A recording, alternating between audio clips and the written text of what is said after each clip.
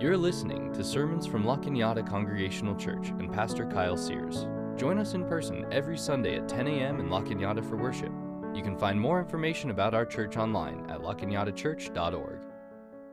My kids know that I would move heaven and earth for them, which I think is why I have so many stories of them casually coming up to me on a Sunday night and saying, "Hey, Dad, I need something for school tomorrow. Black dress shoes, a white poster board, a working astrolabe, whatever it may be." They know that I should be, as a loving and capable parent, able to make that happen, just like that. I have found that, I can make meals just fine, doctor's appointments, recreation for their enjoyment. They are not panicked when they come to me on a Sunday night saying they need these things. I panic on their behalf. I think that often in those moments, I know that I let my kids down, either how I respond to their requests or knowing that that's just not going to happen. And I realize that, sometimes I'm not everything I need to be for them. And I wonder if you've ever felt that way about your relationship with God, that God expects you to be something, and maybe you're not quite living up to that. I'd like to explore that idea as we see Jesus interact with his disciples in Matthew chapter 17. It says, "When they came to the crowd, a man came to Jesus and knelt before him and said, 'Lord, have mercy on my son, for he has epilepsy and suffers terribly. He often falls into the fire and often into the water. I brought him to your disciples, but they could not cure him.' And Jesus answered, 'You faithless and perverse generation, how much longer must I be with you? How much longer must I put up with you? Bring him here to me.' And Jesus rebuked the demon, and it came out of the boy, and the boy was cured from that moment. Then the disciples came to Jesus privately and said, 'Why could we not cast it out?' And Jesus said to them, 'Because of your little faith. For truly I tell you, if you have the faith the size of a mustard seed, you will say to this mountain, move from here to there, and it will move, for nothing will be impossible for you.'" So by the time we get to this part of Matthew's gospel, the mood has shifted. It's a bit of a whiplash if we didn't sort of know how the story was going to end, because up to this point, Jesus has been healing and preaching and bringing good news to the people, and there's a little bit of a turn where the story shifts. Jesus takes his 3 disciples up the hill and is transfigured before their eyes. He shines like the sun, surrounded by heaven's radiance, accompanied by Moses and Elijah. And this glimpse is so compelling that the disciples, seeing heaven itself on earth, start erecting like Old Testament-style altars to kick off this new religion. And Jesus stops them with a different sort of revelation. We're not staying on this mountain. We're going to go down this mountain, and indeed through that valley and into Jerusalem, where I'll confront the authorities and be arrested and beaten and killed. And Peter responds with, "Well, I don't want that to happen." And they follow Jesus down the mountain anyway. And it's there where we find this story picking up, as the disciples who remain down below have been approached by a father desperate with a plea that's a lot more urgent than an overdue science project. His son has epilepsy, and back then, idiopathic ailments that don't get better or don't respond to common healing means it must be a spiritual cause, a demon, or something like that. And the prayers of the disciples and any other attempts to heal this child just don't seem to be working. And I gotta say, I don't like how Jesus responds here. It reminds me too much of how I respond when my kids reveal that I need to find an open craft store on a Sunday night. Like, how much longer do I have to put up with you? But if we take a step back and see ourselves within this story, I think we might see something about Jesus and his mission that gives a little bit more clarity about Jesus' own sense of urgency. Because really what's happening here are 2 parallel stories. One is a father hoping to save his son from this torment that is unrelenting, and that it seems that the most faithful cannot seem to correct. And the other story is one of a God who is hoping to save this faithless generation from their torment, from their oppression, from the systems that consistently dehumanize them, by sending one who is promised to be faithful to correct. That's a lot on Jesus' plate.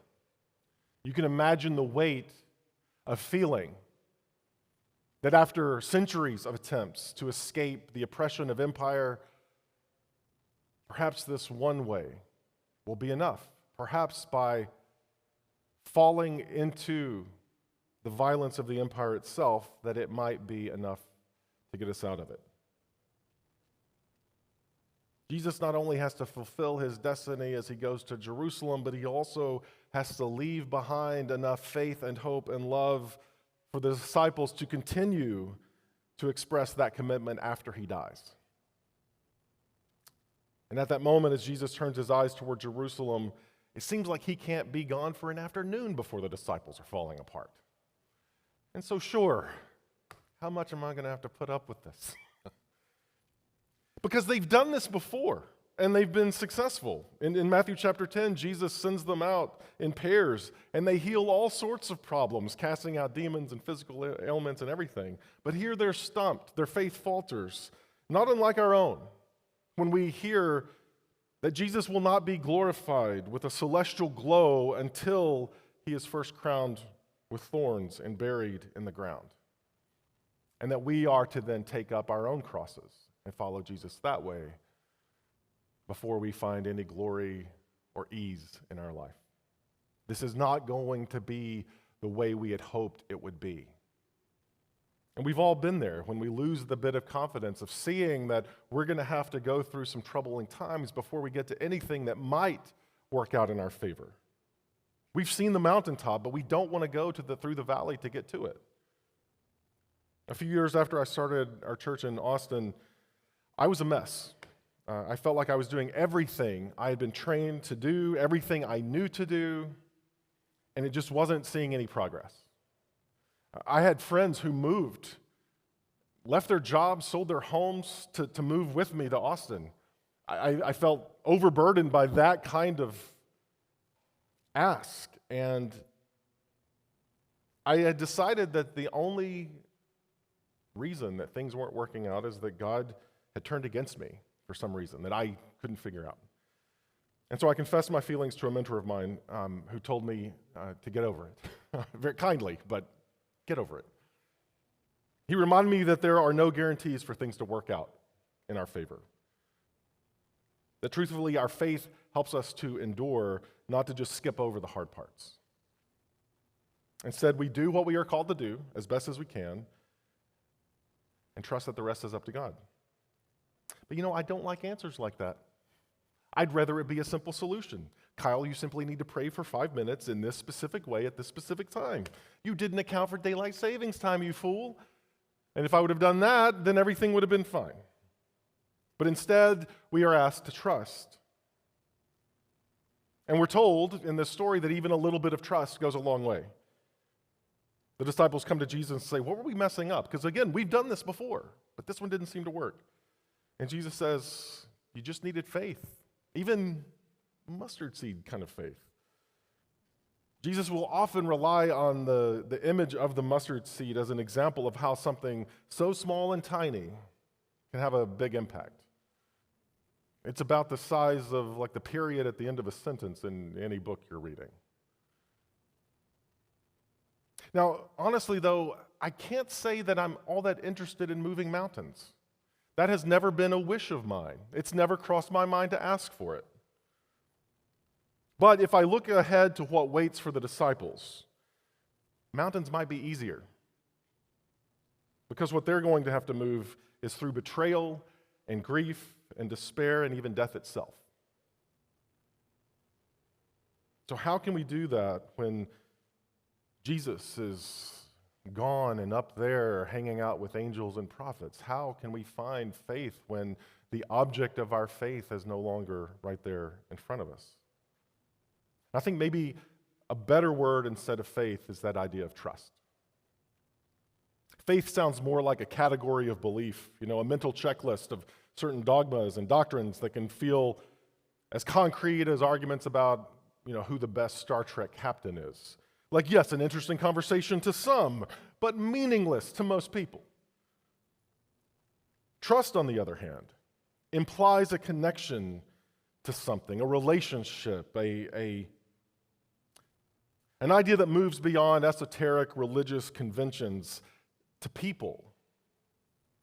Specifically, the faith that we are encouraged to have is a trust in God's faithfulness to us, not, as we often presume, on our commitment to God, our capacity to generate within us the will to know, but instead, we are invited to have trust knowing that Jesus will be faithful even when called to go to Jerusalem. That with every option to turn around and do things differently, Jesus knows that there is one calling that lays before him and he will do what he has to do. That the way that God has demonstrated how faithful God will be to us as God's image-bearing creation is to send Jesus to bear that same image. Not to simply shout out creeds from the top of a mountain, but to move among us, to know how it feels to lose, to hurt, to hunger, and then to work with us to solve those things, to heal the sick and care for the poor, and to even die with violent enemies on each side of them. We are invited to trust that God does not despise coming to our rescue. God does not resent our failures, but instead that God has gone so far to empty out the characteristics of godhood in order to be with us, to lower himself, even lower than angels, to be with us. That more than any other attribute, that love will be God's defining reality. That's not to say that trust in that sort of love is easy. When confronted with illness or grief or any of those experiences that take up every aspect of our field of vision, trust can feel like the last thing we can do. But all we need is that little dot of faith within that field of vision. That one glimmer of light in the midst of darkness. The idea that mustard seeds grow into plants that erupt in foliage. In no time, that garden will easily be taken over. Our field of vision will easily be taken over by that sense of faith and trust, if we give attention to it. And so my hope is that as we do our best to bring healing to those around us who come to us in need, to find some sense of resolution within our own torments and frustrations, that we would sense is that we don't need to find that within us, but instead that it is beyond us, resting with Christ. That all we need to do is to look and see that even if we can find something as big as a mustard seed to hold on to, that will be enough, because God's love erupts with new growth, new hope, new ways to love. And so let us be willing to follow the one who is faithful even in death, so that we can find new life on the other side.